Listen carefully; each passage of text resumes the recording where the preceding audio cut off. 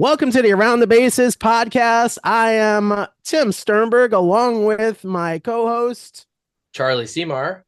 And we also have a special bonus co-host for today's episode.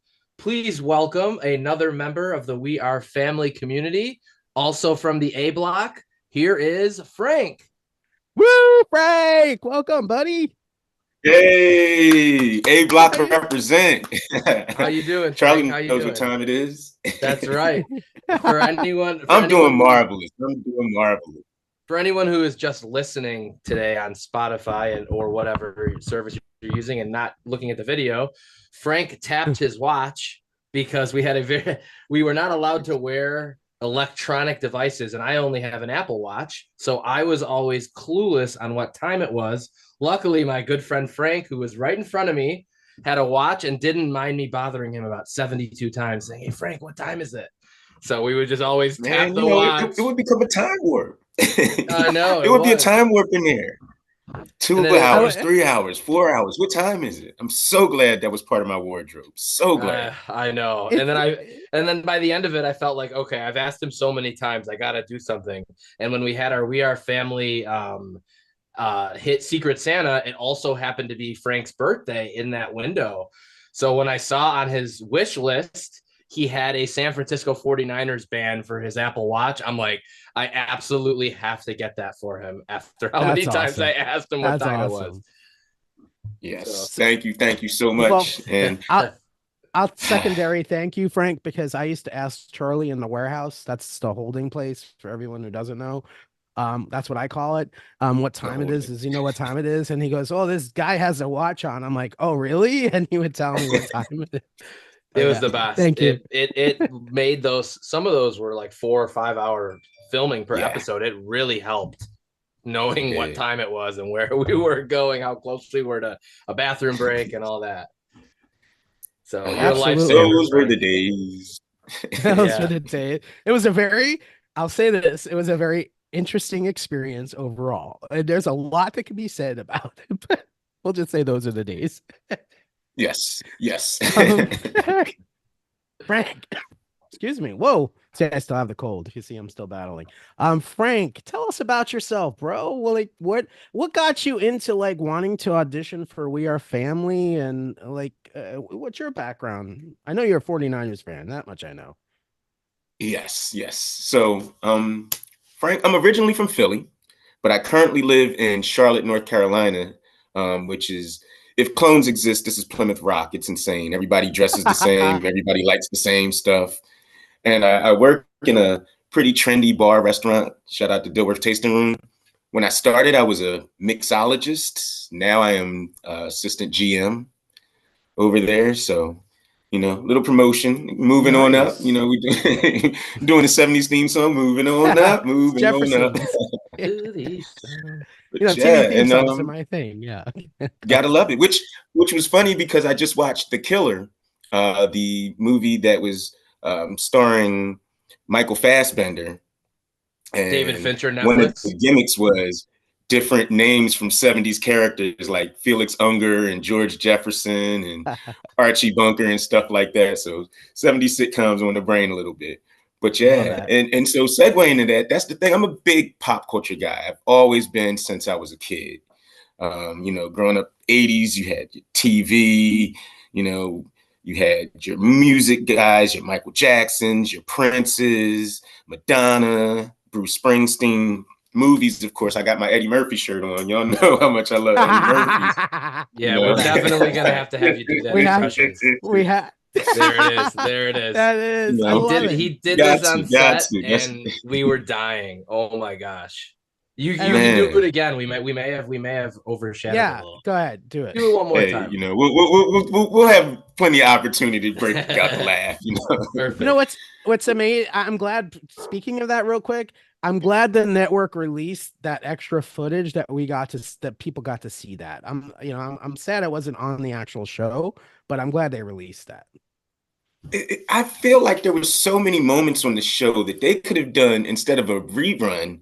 They could have like slid in a bunch of outtakes from all these great moments that they didn't get to air. And that would have been, I think that would have helped boost the show going forward because people would have had a better sense of some of the characters and entertainment value of some of the people in the audience. Because there were so many of us, and we didn't really all get to shine, but we had so many layers and humorous moments and heartfelt moments and stuff. I feel like that would have been really cool. But I am glad they got to show that, and I got to see it myself because it was a fun moment. Maybe behind the scenes on Hulu when it's all said and done. I would love that. That Bonus would be awesome episode. if they did be that. dope.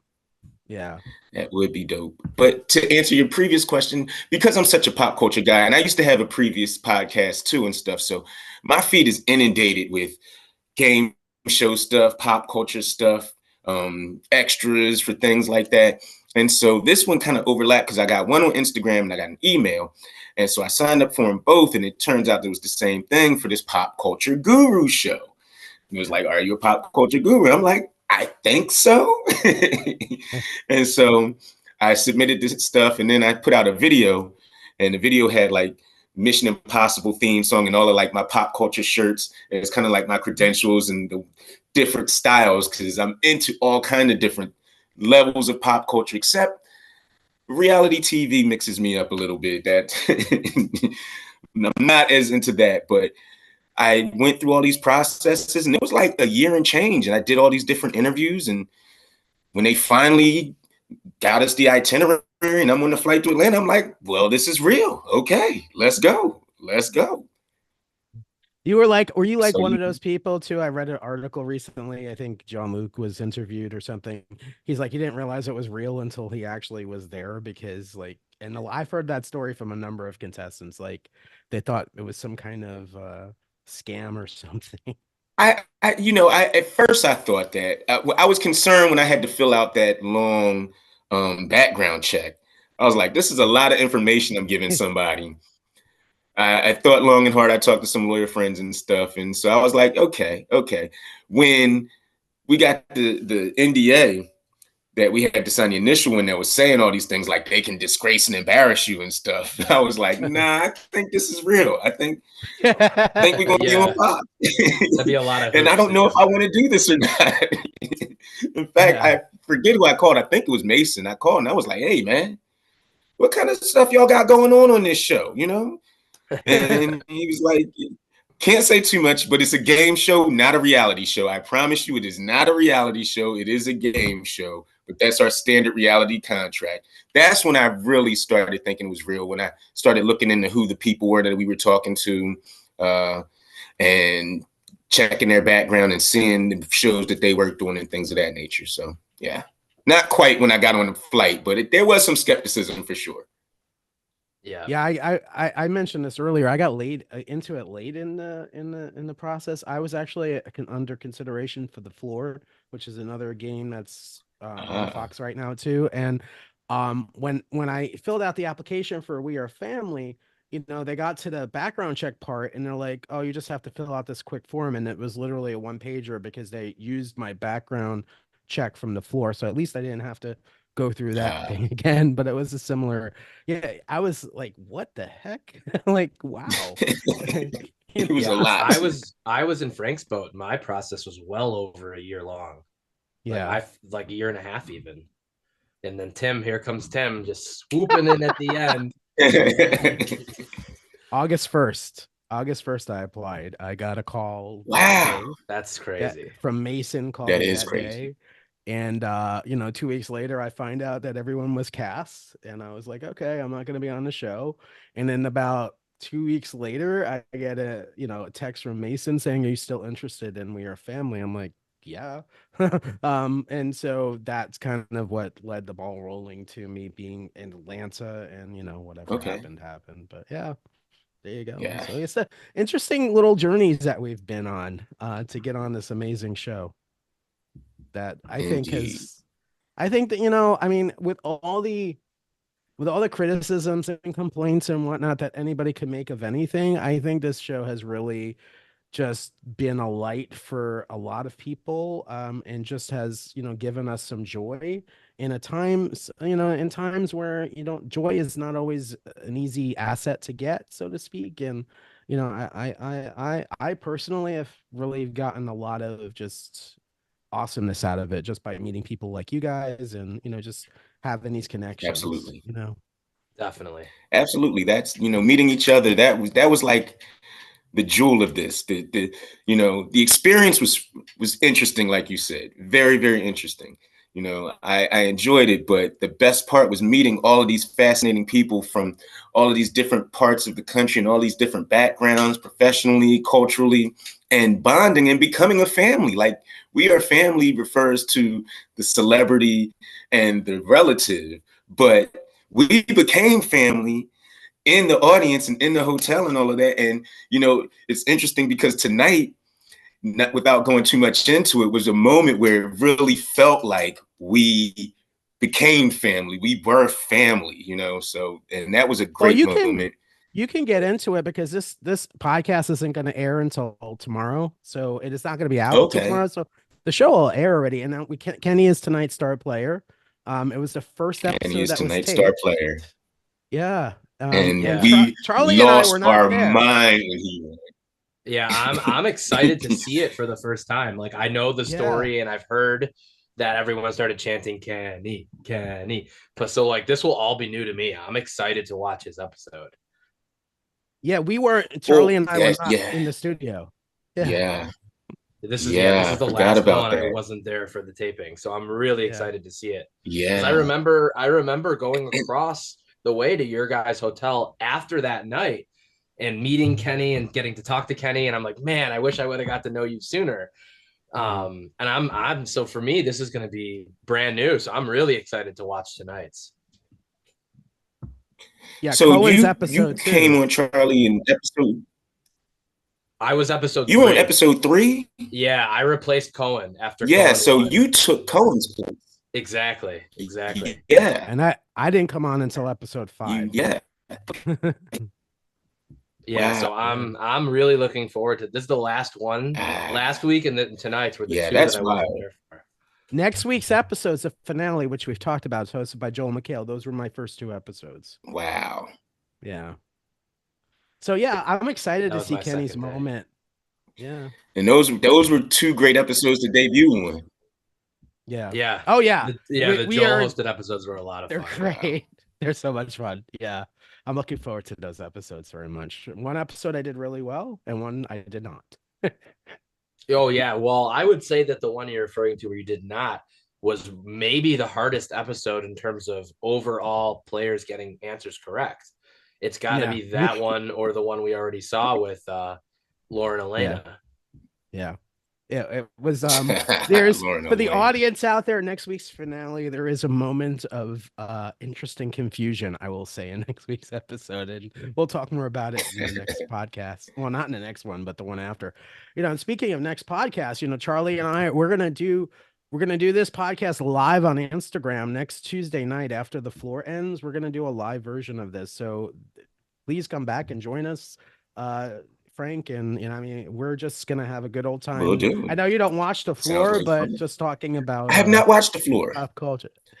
It's a good show, I will say, even though they didn't cast me. You know what's funny is I would say probably the majority of the people that applied for We Are Family probably felt the floor was more of what we were getting ourselves into than what we actually did, because I know a lot of us, it was presented as more of a actual trivia game, which is what the floor is. So I found that was pretty interesting. Yeah, I've gotten that feedback too, and I'm looking at the floor. I know you haven't seen it, Frank, but I would say that 9 out of 10 of us would have done really well on that show, like really well.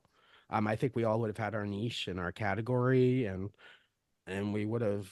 I think and last night I thought of you, Charlie, and real quick. I know, Frank, you haven't seen it, but so sports movies.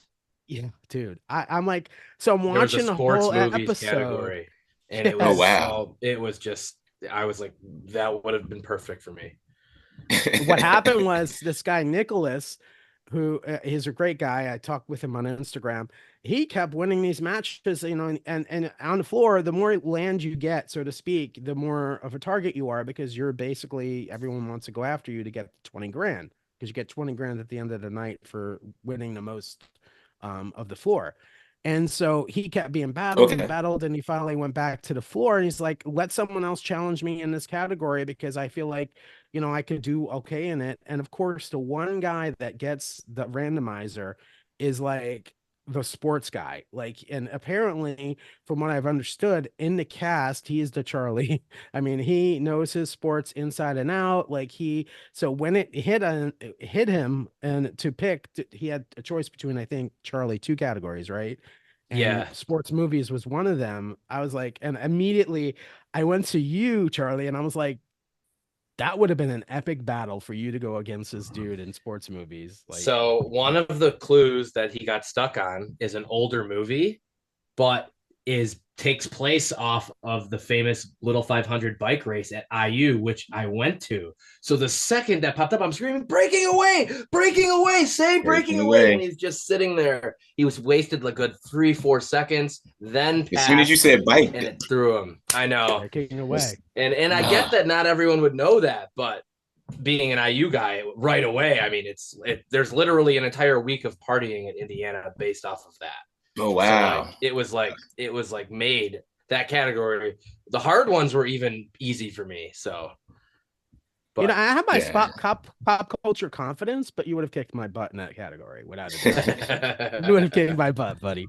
There's no doubt at all. Yeah, sports movies is not. So next week on Tuesday, there's a 2-hour finale of The Floor.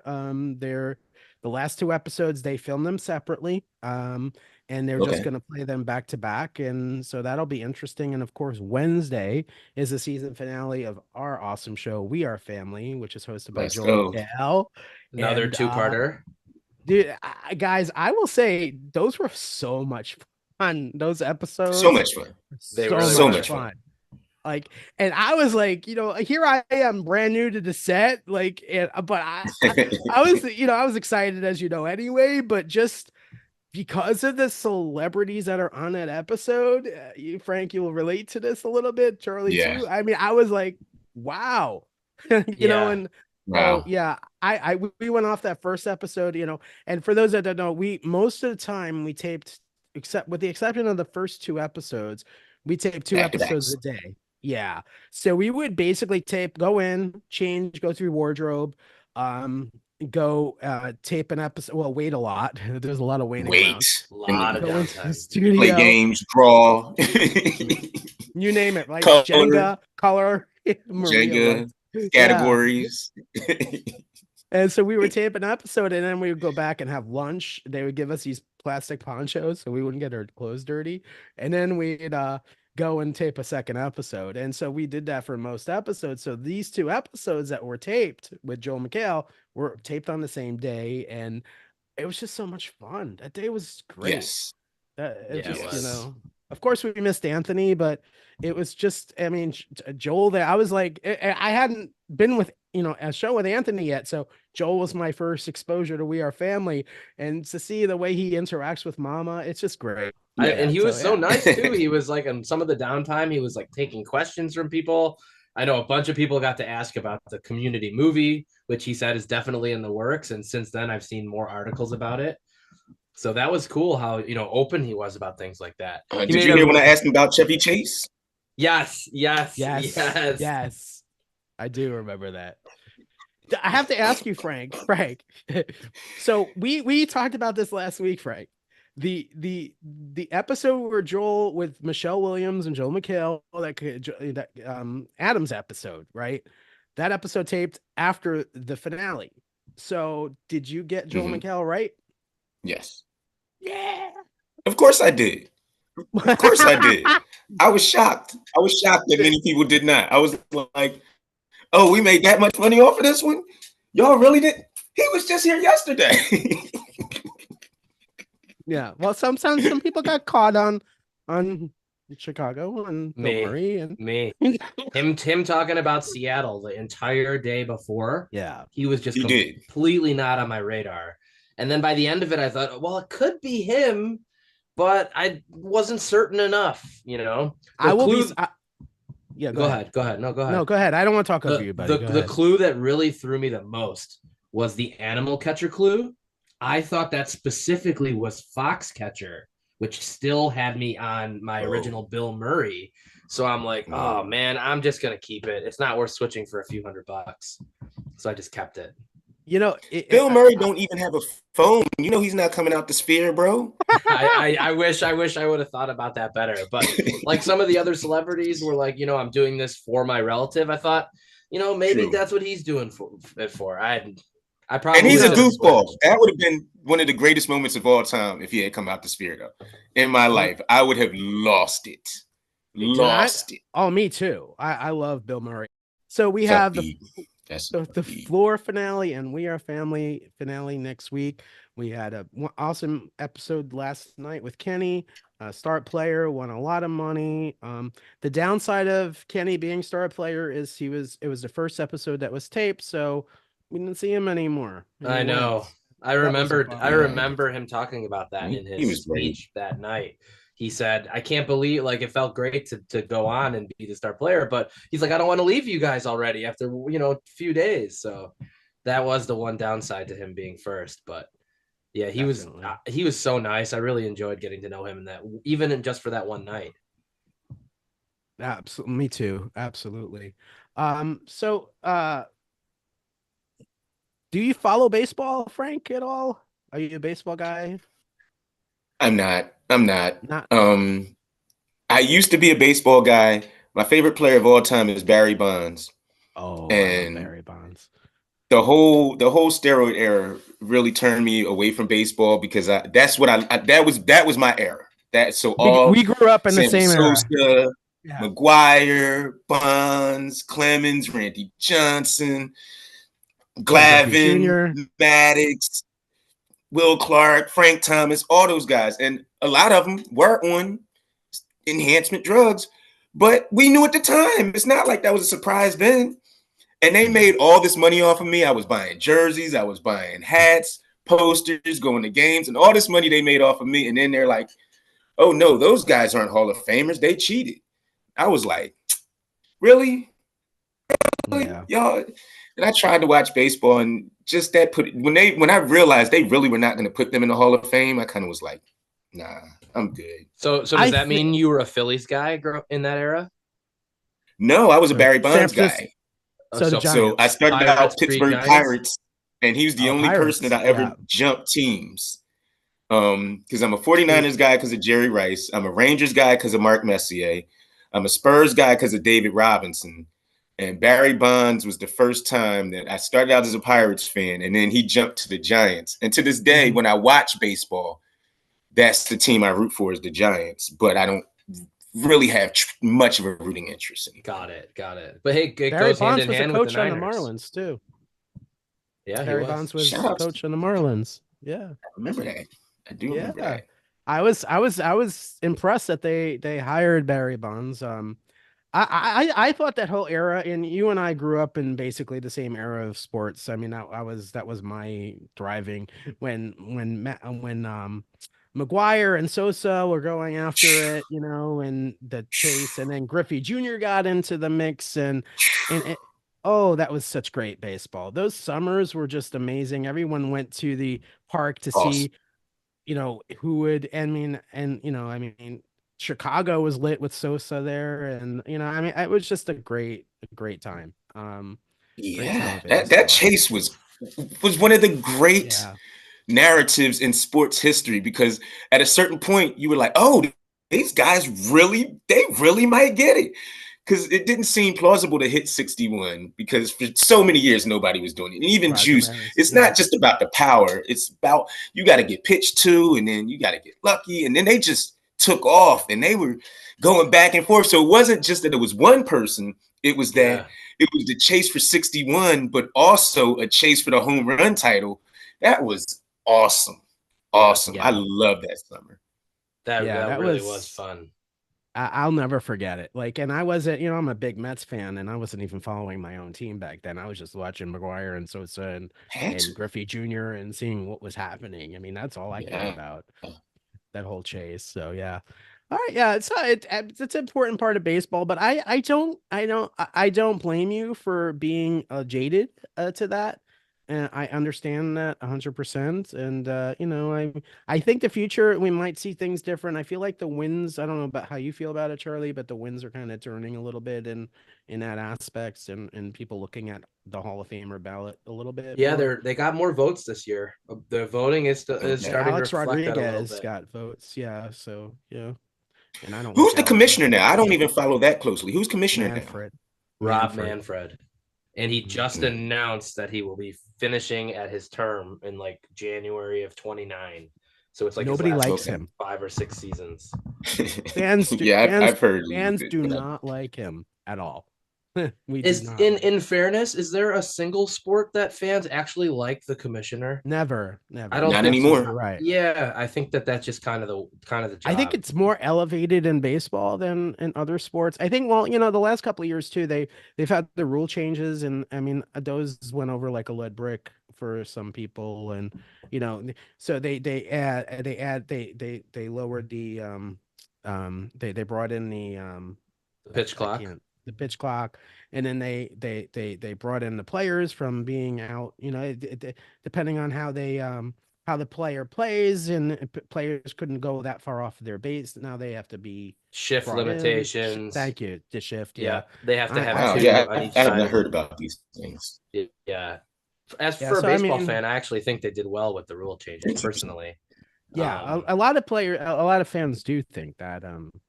It took me a while to come on to the pitch clock. But I think it does speed up the game, and I like it's that. so much better. And I remember thinking when I first heard about it as a traditionalist, I was a little opposed, but the pitch clock is like one of the greatest things they could have done. Yeah, All I they agree did with was that. get rid of dead time. That's it. It's not taking away anything from the game. You're still seeing the same action you saw in the normal game. You're just not having to wait 35 seconds between pitches sometimes if people And are and stepping off. And the attention span of today's fan is not long. Like they just can't deal with that. yeah. Like And then the one thing I wanted to add was I still don't know if Manfred is the least liked commissioner because as a big football guy, Frank, you probably will know this too. Yeah, I don't know I've Goodell, for ever seen sure. someone Roger get booed Goodell. Sure. more than Goodell when he goes up to announce the first round picks in the draft. He's the It's worst. just Nobody likes Roger constant, Goodell. constant booing, like constant. Why is that? As a I'm a layman, boo I'm not man. a big football fan. Boo! Why is that though? Why Goodell? Why does Goodell have so much hate? Because he has too much power, even though it's the power of the owners, but he's the proud face of the owners. And so he apologizes away everything. So the referees can be absolutely garbage, and he just explains that away. He defends it, you know. The penalties make no sense. One guy gets suspended 4 games for I don't even know, like gamble. No, for like you'll get fined $75,000 for wearing socks that you shouldn't be wearing, and then another guy has multiple abuse, you know, accusations, allegations, and stuff. No suspension, no fine whatsoever. So then you have those type of, you know, That sounds familiar in hypocrisy. baseball too. Yeah. Yeah. Yeah, and then you know, the game itself feels like it's a moneymaker too much. Like the Taylor Swift stuff. That's another blemish on his mark because a lot of people just feel like he's just trying to make money. He's too craven. And the owners are craven, but he's the one that's the face of it. So really, you should be mad at these billion-dollar owners, but it's him. And then on top of that, he makes something like Yeah. Like 150 million dollars a year. Something crazy. And they had that hidden, but then it got exposed because they used to be a nonprofit. The NFL used to be a nonprofit organization as short as like 15 years ago, 12 years ago. I just looked it up. $63.9 million annually is his salary. Jeez. I That's want his insane. kid. So that's more than That's any player. insane. So he makes Jeez. more money than any player in the NFL. We'll switch gears a little bit. Movies. Okay. So what were your reaction to some of the Academy Award noms? Because you're a big movie guy. Like everybody else, let me start by saying I think this was one of the best movie years in a long, long time. Yes. There were legitimately 10 movies that could have been nominated for Best Picture, unlike a lot of years. There were 12, 13, 14, because there were movies that I thought would have gotten nominated. Iron Claw, for example, talking about sports movies. I know that's a wrestling movie, but I thought Iron Claw easily could have got a nomination for Me Best too. Picture. I thought it got snubbed hard. Across the Spider-Verse, I know it's animated and people don't necessarily love animated movies like that. I would have given that a Best Picture nomination. But overall, I thought it was a really, really strong year with a lot of really strong nominations. I have no quibble with the Best Picture nominations. And even some of the ones like Best Director, Best Actor, like the Barbie thing, I watched that with Top Gun Maverick last year. Like, it made $1.5 billion. They're going to give it an obligatory Best Picture nomination, but they're not going to take it as serious. They're going to put some foreign movie that we didn't know about. And this year was Anatomy of a Fall, which was also excellent. I saw that after the nominations, and I was like, excellent film. Excellent film. The directing is great. I have not seen Nyad, but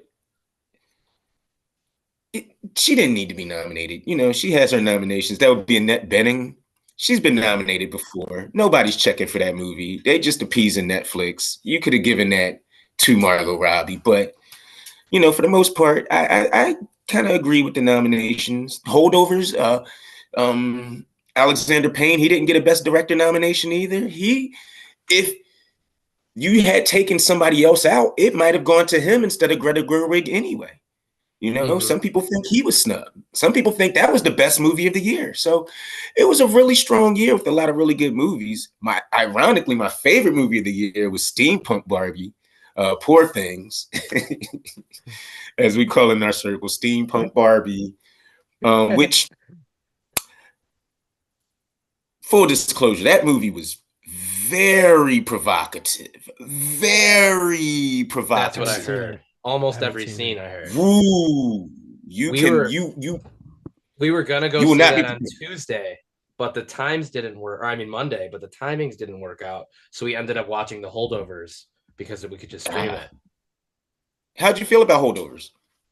I liked it. I don't know if I saw the like 12 out of 10 that a lot of people were giving it, and I enjoyed it.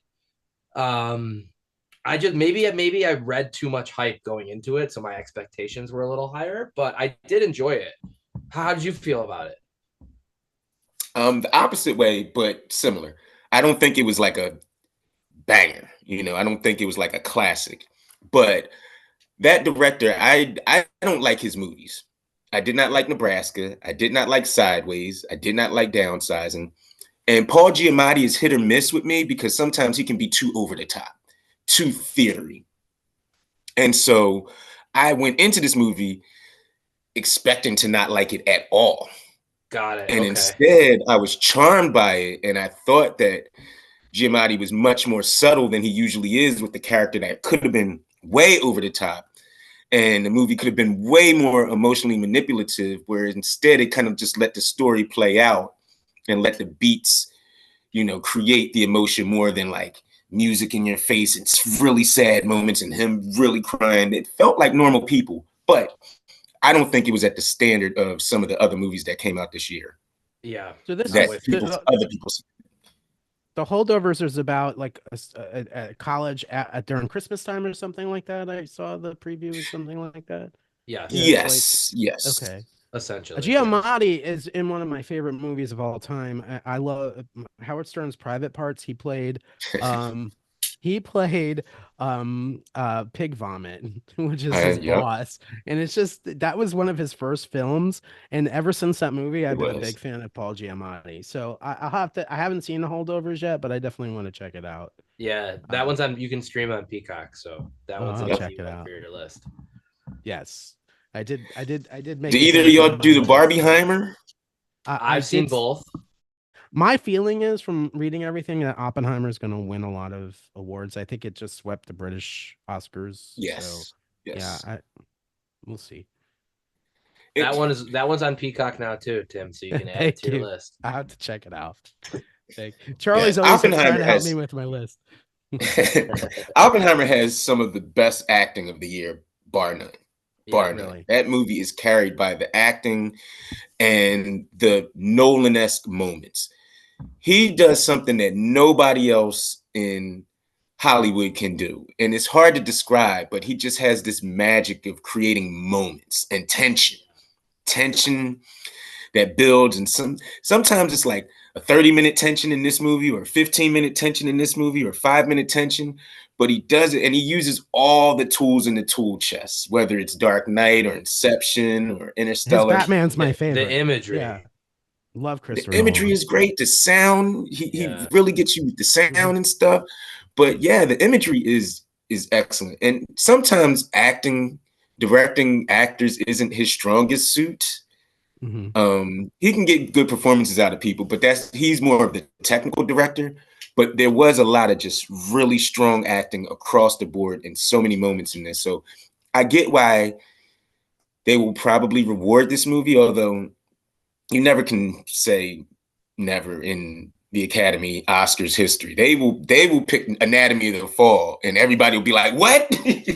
Like, they love picking movies that nobody's ever going to talk about. Shape of Water, Spotlight, Green Book. Like, nobody's checking for those movies. So I'm always skeptical. I always think they're going to pick something weird at the end anyway. So we'll see. Have you seen all of the nominees for Best Picture, Frank? Or you missed Yes, and I've been doing that for about 7 years. I think 7 out of 8 years. I've seen all of the Best Picture nominations. I try to do. Your favorite of the 10? Poor Things. Poor Things. Poor Things was my favorite of the 10. What is that film about? Well, Frank can correct me if I'm wrong here, but it's basically like a spoof's not the right word, but it's like a reimagining. There you go, reimagining. It's a reimagining of the Frankenstein story as a discovery of self. Oh, it's about the journey of this Bella Baxter character, who is essentially a Frankenstein of sorts, trying to discover who she is. And a lot of it is sexual discovery, which is why I say it's a lot of nudity and a lot of sex, but it's also very smart. And it's one of my favorite character journeys I've ever seen in any movie ever, because of where the character starts, where the character ends, and how authentic the arc feels. It's not rushed. It's not, exaggerated. It really feels normal and natural. And so and her performance is magnificent, dynamite. But it's also like weirdly funny, like weirdly hilarious. There are a lot of laugh out loud moments, but there's also some very touching moments. And again, one more time, Emma Stone, one of the greatest performances I've seen. It's just great. And bold. Wow. It's bold, very bold. Humor. I'm definitely gonna have to check that out. Wow. Yeah, but it's very provocative. I need anybody that watches this. Don't watch it with my mom or anything like that. Do not, and I mean that. Some weirdness there. Mom, let's watch Poor Things. Somebody I work with went on a date with somebody that they were courting to see it, and they were like, "Oh my gosh!" Like clutching their pearls, like, "Oh, I didn't know." That's great. Oh my goodness gracious! I got the vapors. Hey, love it. Oh, so I'm excited for the Academy Awards. Charlie, I'm trying to get the movies off my list. I'm working on movies that are not even up for nomination this year, but that's okay. Gotcha. But yeah, I'll definitely wear. Oppenheimer is like right at the top though. I need to see that before the awards, just because you do. Yeah, Oppenheimer is a must see. And I'm gonna see that one, but by myself. Poor Things, Oppenheimer. Oppenheimer isn't as bad as that goes. I think you could see that with no, yeah, I could see it with Erica. Yeah, Across the Spider-Verse was so magnificent to me. It really knocked my socks off because I love the first one, Yeah, Is it first one was nominated in awesome. the animated category? Is it? It Yeah, it is. It is. is. It Okay. It is. is. But the way that they textured this one with the different worlds and the different worlds felt like different worlds was an accomplishment that I've never seen before in an animated film.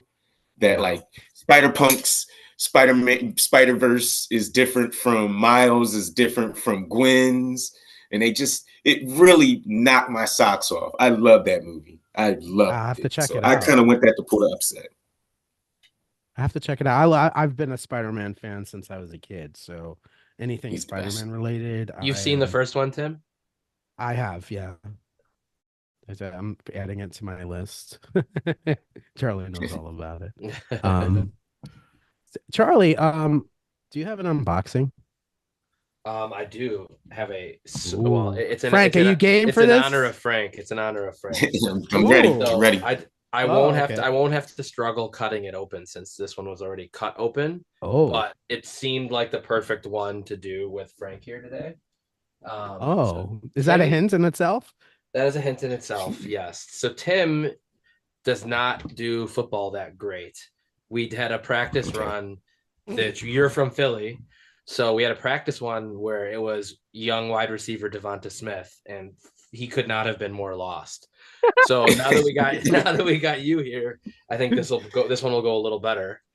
This is similar. It is a younger NFL star player who would maybe be one of your favorite players, maybe not the favorite, but in your realm, I would imagine.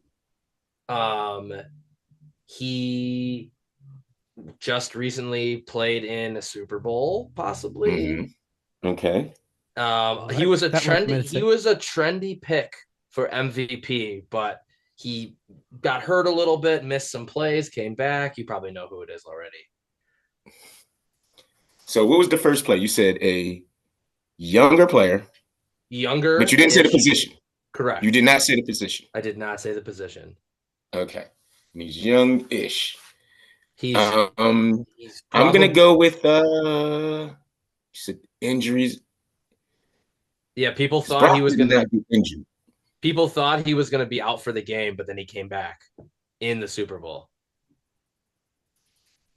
He went into the blue tent for just a moment or two, and everyone's like, "Oh no!" And then he came back, and Niners fans probably had a big sigh of relief because he's a big part of their offense.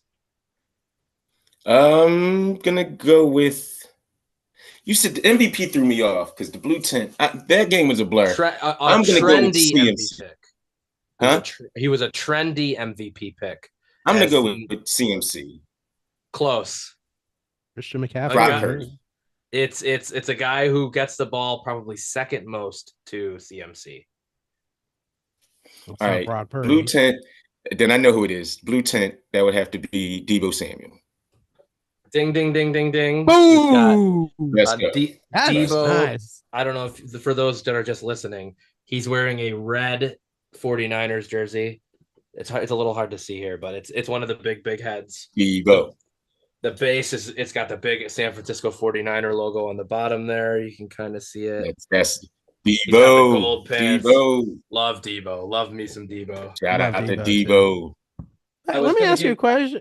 Go ahead. I would say I was going to give you another hint on he has his name is a famous character in a movie franchise, but that would have been too obvious. Yes. that would have given it away. The MVP one is the one that threw me off because of the fact that he was in there for a while. I should have got it with the injury because he did get injured a few times. Yeah. I was very nervous. CMC is my guy. CMC is my guy, man. Yep. I do have a CMC one somewhere as well. Maybe I'll put that out for you next time. Nice. But I love Deebo. Deebo, man, he's one of a kind. He's awesome. He's so fun to watch. Frank, speaking of 49ers, where did Brock Purdy come from? Like he just came onto the scene. Mr. Irrelevant. Unbelievable. Like Mr. Irrelevant. He was drafted last. Last pick. Yes. This kid is astonishing to me. Like I all of a sudden we're talking about Brock Purdy, and you have so many, and your team has a good number of superstars on it, I will say. But Brock Purdy is not a name that anybody really was in anybody's universe a year ago. And it just looks like, no. Where? What? Like you heard of if, Nick if you're a Bosa 49ers fan, yeah. it's insane. It's insane because they traded 3 picks for our quarterback of the future, and he played 4 games for us. There's a scenario where Brock Purdy's still on the bench, and we never know how good he is. That's insane. And Yeah. we have a quarterback that's slightly better, or slightly worse. But no, Brock Purdy is the man. No, I'm not even going to do that to Brock Purdy. He is the man. He really is. I bought in last year by the time that they made the playoffs. I was like, oh, this guy can sling the ball because the 49ers haven't had a gunslinger. Here's the thing. Everybody talks about football and they talk about quarterbacks and they say game manager or playmaker. And yet my favorite type of quarterback is the third that they never talk about, which is a gunslinger. I like quarterbacks who go out there and throw for 300 yards, throw for 400 yards, throw for 4 touchdowns, get the ball to all the different playmakers. That's my favorite. I love prolific offenses. Going back to Jim Kelly, that was the thing that Peyton Manning did, Drew Brees, and the 49ers haven't had one of them since Jeff Garcia with T.O., and that was a long time ago, and he wasn't as successful. So before that, you're going back to Steve Young, who people say is a playmaker, but he was a game manager, playmaker, and gunslinger all in one, which is what Joe made Montana him so special. too, right? Montana, unfortunately, I didn't get a lot of Montana. I got the tail end of 49ers Montana. So he's not my 49ers quarterback. Steve Young is my 49ers quarterback. I got to see him.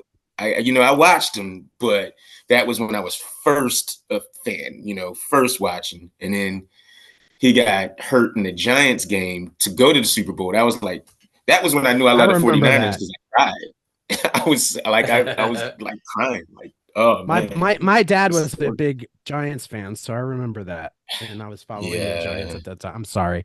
But I was following the Giants at the time. They ended up winning the Super Bowl. That's what started Buffalo's sadness. That was the wide right. Don't start. Buffalo. Yeah, I know. Trust me. My dad was a Giants fan and I'm a Bills fan. So Oh no. But,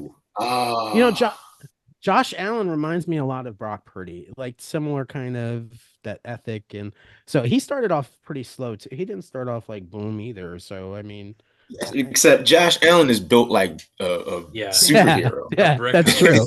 Yeah, that's true. And Andy was Brock Purdy is a little guy. Yeah, it's true. Yeah, but they the thing is they are gunslingers. That's what they do. Their mentality is push the ball, get points, get that ball out. And they both are like Josh Allen he's like a Cam Newton type runner. But Brock Purdy has this wiggle to him that people really don't understand until they watch him. Like he can get out on the move and he can throw on the run and stuff like that. They really have games that are really complimentary. And I wanted to see Buffalo versus San Francisco in the Super Bowl. I really did. Me too. Charlie and I talked about that. Yeah. I was hoping Buffalo for that. Baltimore and San Francisco or Detroit. That was my desired AFC NFC championship weekend. So that way I didn't have to root for someone I didn't want to see in there. And then of course Kansas City gets there again. I'm so tired of the Chiefs. I'm so tired of Travis Kelce. I'm so tired of Patrick Mahomes. I'm tired of them holding every week. I'm tired of teams not like playing to their strengths. Buffalo, Baltimore, and San Francisco in back-to-back weeks played into the hands of Kansas City. Yeah. And I'm just like, why? Why would you do that?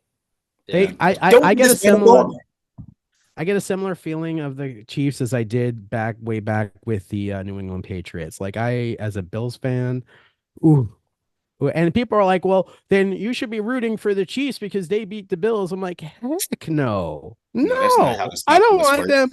No, I was like 49ers all the way. Like I was like, no, I am not. I'm rooting for the NFC team.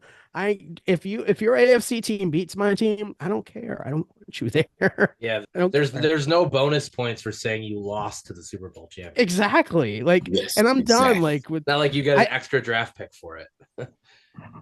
I personally think, and I'm a little biased, I'll admit, I think the Bills are a Super Bowl team within the next couple of years for sure. I think they may even face the 49ers. I see the 49ers being in the Super Bowl again. I think this Yeah, team is strong 49ers are enough not going anywhere. and they're not going anywhere. And So yeah. I still like to think if Greenlaw doesn't go down, that's a different game because he was Yeah. flying over the everywhere in that first quarter. That was a Every close time you game. looked up, Greenlaw was standing up, flexing after a big tackle. Man, he's Um, my fear with both the Bills and the 49ers is can't pay everybody. the coach. The coach, no, the coach. Oh, In the tight moments, do you know how to manage the game? You're I right. feel like in these important moments, they haven't learned from their defeats before. They do the same things that got them in trouble last time. They're not And watching the that's my film. biggest concern. Yeah. Yeah. I'm on the same page with you with that. And same in any sport. I feel like a manager, a coach can make or break a really good team. Like you could have the best players possible, but that alone is not. You get the engine on a train, but without the conductor, the train is not going to go anywhere. And it's kind of that Period. same concept. Period. Absolutely. Absolutely. And I hope that leadership looks at that, and that's my, to not go off the topic of football, but with my Mets too, that's my concerns with this new manager that we have. It's the same thing. You could have the best players possible, but if you have a coach that or a manager that just doesn't have the oomph to make the moves and to put the people in the right positions, you're not going to have that championship team. You're absolutely right. Exactly. Oh, But fellas, hopefully they do learn. Yeah. The Niners will be back. The Niners will be back. The pop culture leaderboard right now. We've been talking about the Chiefs, right? Pop diva leaderboard, I want to say. Oh yeah. I'm flummoxed. I'm flummoxed by this Taylor Swift thing. I get that it's marketing. I understand that you see her everywhere and people have this connection with her and she does these shows and stuff. But let's really talk about this because right now, got Beyonce doing country music out here. Got people in the streets, doing their line dancing. I did a I'm a little bit big of it. Dua Lipa fan. Sexy Love Soldier. myself some Dua Lipa. She just came out with another bang in training season. I'm Love like, Dua can she get Lipa. some love? She was just in Argyle. Beautiful, great songs. Bop. She follows in the bop queen status of like your Madonnas and your Rihannas and your Lady Gagas. And then you got Mariah Carey just made her comeback. That's Queen Mother with her daughter Ariana Grande. Just wonderful. Ariana Grande and Mariah Carey. Like, let's go. Let's go. And then you got youngins like Olivia Rodrigo. You got Miley Cyrus just won her first Grammy ever. Just won her first Grammy ever. Crazy. And Taylor Swift has more album of the years than any artist in the history of music. Yeah. That's over any Michael Jacksons. That's over any Stevie Wonders, any Bruce Springsteens, any Billy Joels, any Pearl Jams, any Beatles, anybody, everybody, Madonna, Gaga. I'm just like, how do these machines get to the point where she's so head and shoulders ahead of all of these other talented artists, all of these other talented pop stars? I don't get it. I had to get that off my chest because this is a pop culture podcast, and I'm just like, absolutely, you're not wrong. So you are not wrong. I'm not a Swiftie. I don't mean to upset any Swifties I know there are Swifties out there. I don't understand it. I mean, I think something similar, and Frank, correct me if I'm wrong. Didn't it kind of happen with Madonna years ago too? Like that same type of where she just kind of dominated and I mean, never yes, anybody to the level of Swift though. But she was she was never. What my point is that she was never head and shoulders above of her contemporaries. Like she was the most talked about because she was the most provocative. But like Taylor Swift, again, awards, sales, movies. She's on the NFL every week. It's like she has a new TV show. It's called NFL on CBS every week. Yeah. She's in the pocket. It's like I think the Grammy Awards, people were surprised at the nominations and the lack of nominations and people that were snubbed. And I get it. I mean, you get to the point where she's great, but you don't want it to necessarily be the Taylor Swift show, right? And that was like that with TV for years. And Oprah would always win all the TV awards and talk shows. And But this is what I mean. It's perfect that she's with the Chiefs, which is what's so annoying about it, because we're over and they just shove it down our throat. More. No more. I said to Charlie, I like, could Travis Kelce and his brother just go away, please? They're not going nowhere. They about to have little Tay Swizzle. And by the way, I call her Tay Swizzle, so they're not Swifties, they're Swizzlers. They're Swizzlers. Swizzlers. They're about to have a little Kelsey Swift Swizzler baby, and everybody's going to be talking about that. This baby going to have this big, gigantic head, going to be 4 years old, and 5'9". It's going to be annoying. It's going to be annoying.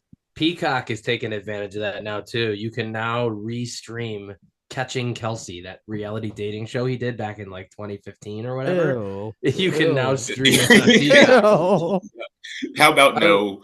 I was like, the Swifties are going to watch that and find more reasons to dislike him. I can't stand him. And when he did that thing with the coach at the Super Bowl, and people were like, I was like, there he is. That's him. That's who he is. You could put lipstick on or whatever, if you know what I'm saying, but it's still it's gonna be whatever it is. And I said that's Travis Kelce. And people are like, oh, the Swiftie. It's amazing how the Swifties really came to the defense. It's like, oh, it's during a game. I'm like, are you kidding me right now? Like, you guys were crying for years that Taylor Swift was being bullied by different artists like out there, and all of a sudden he's basically doing that to his coach, but it's okay. It's like the double standard. Like what? Yeah.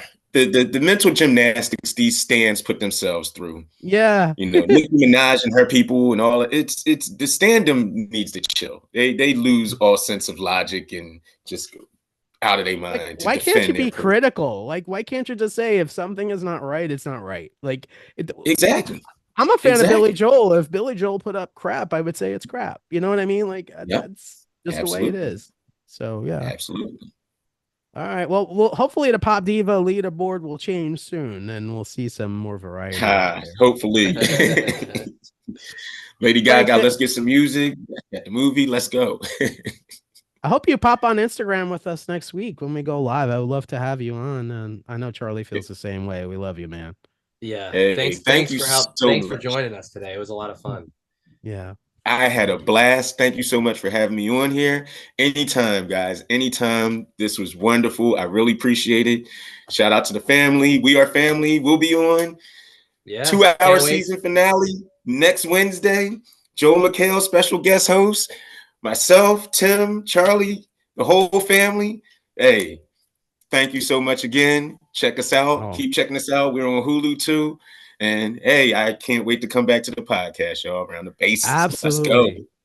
Thank you, Frank, for appreciate you just a lot. Bringing a light to us today. And we do. I agree with Charlie. We appreciate you. And we are going to be live next Tuesday night after the floor finale at 10 o'clock on Instagram.